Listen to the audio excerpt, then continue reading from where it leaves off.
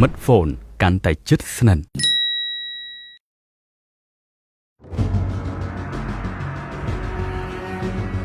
នៅទូទាំងប្រទេសកម្ពុជា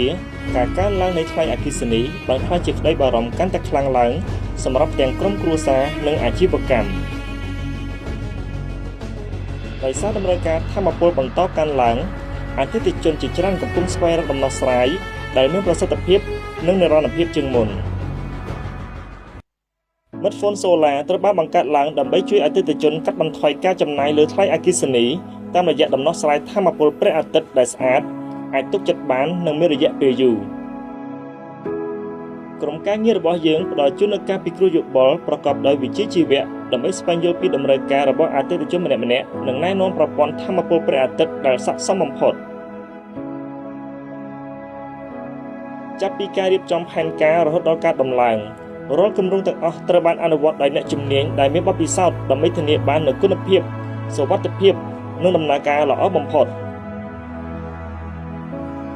ជាមួយនឹង Smartphone Solar អតិថិជនអាចទទួលបាននូវថាមពលកាន់តែមានស្ថិរភាព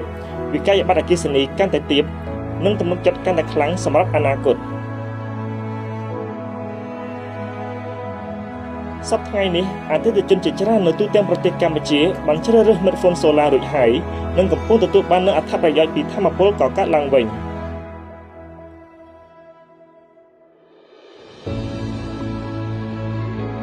ឥឡូវនេះសូមស្ដាប់អតិថិជនមួយចំនួនរបស់យើងចែករំលែកអំពីបទពិសោធន៍របស់ពួកគេជាមួយនឹង Smartphone Solar ពីមុនខ្ញុំដំឡើង Solar លើផ្ទះរបស់ខ្ញុំគឺប្រើអស់មួយខែ2លាន2បន្ទាប់ពីខ្ញុំបានដាក់ Solar ជាមួយនឹងខាងក្រុមហ៊ុន Mifone មកគឺកាត់បន្ថយចំណាយ 50% ហើយបន្ទាប់មកទៀតគឺថាពីមុននឹងយើងត Solar គឺភ្លើងផ្ទះរបស់យើងគឺអត់ទេបើសិនចាំខ្ញុំពុំទេបាទតែពីគឺទេតែបន្ទាប់ពីយើងបាន Smartphone Solar ថាមពលស្អាតសម្រាប់អនាគតដ៏ភ្លឺស្វាងគួរឲ្យទុកចិត្តនិរន្តរភាពសន្សំសំចៃការចំណាយ